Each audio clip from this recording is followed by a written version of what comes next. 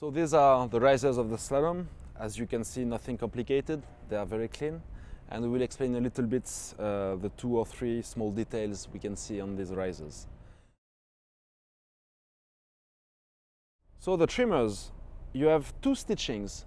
You can fly fully closed if you want to thermal, if you want to soar, or if you want to climb with your motor faster, no problem.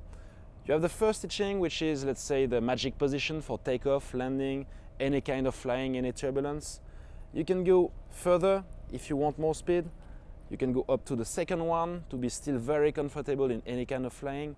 But if you want radically some speed, if you want to race on a slalom competition, for instance, you can go maximum. In this configuration, I don't advise you to take off because it will take a long time, but in flight, no problem. You can still use your brakes. It will not collapse. It will not make opposite yaw. It's the best setting if you want radically speed and tight turns.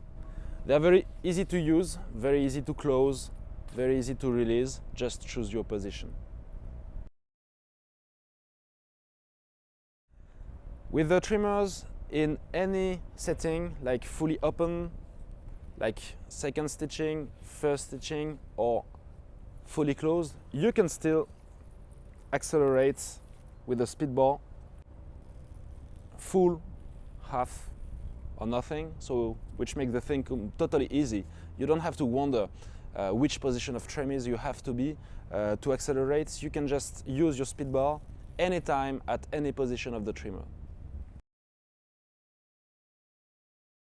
On the D risers, you have also 3 positions, 3 loops, 1, 2, 3, for your brake handle.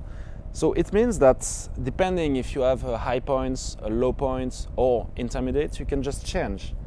And your wing arrives with the higher loop, which is designed for the low points, low hang points, but you can change as you want very easily to the lower one if you have high points, or to the intermediate one if you have intermediate hang points.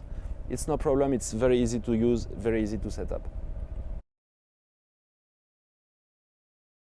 The way to operate the wingtip steering has always been difficult. There's lots of different systems, but Ozone wanted to have something suitable for everybody, easy to use, easy to reconnect, and not messy for the risers.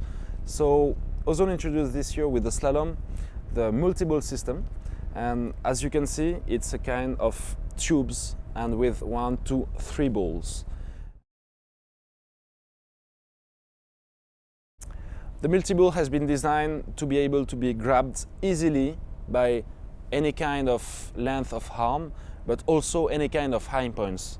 It means that even the trikes, which have very high hang points, can grab easily the Multiball and don't have to use another complicated system. It's clean, it's efficient, and it's easy to use.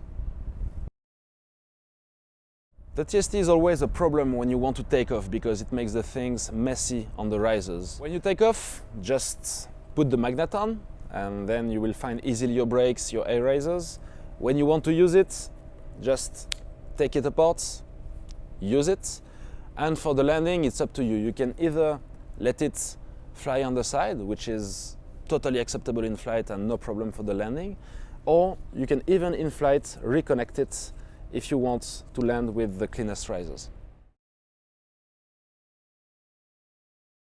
The pulley of the brake has a new system with an elastic and line stopping to this length. And this is done to be able to go and search further on your Multiball like this without to have the risk of braking in the same time. When you are fully accelerated and fully untrimmed, you don't want your wing to be brake because the reflex doesn't like it. So this elastic is done to give a good margin when you want to grab your Multiball before to brake the wing. The wingtip steering and the Multiball are designed to be operated when you are at the full speed. This is the best way to use it. Don't use your brakes when you are at full speed. Use only the Multiball when you are fully trimmers open and also fully accelerated, because you might have bad effects on the brakes. So use it just as much as you want. You can go even fully it will work, no problem. It's very easy to use and it's very safe.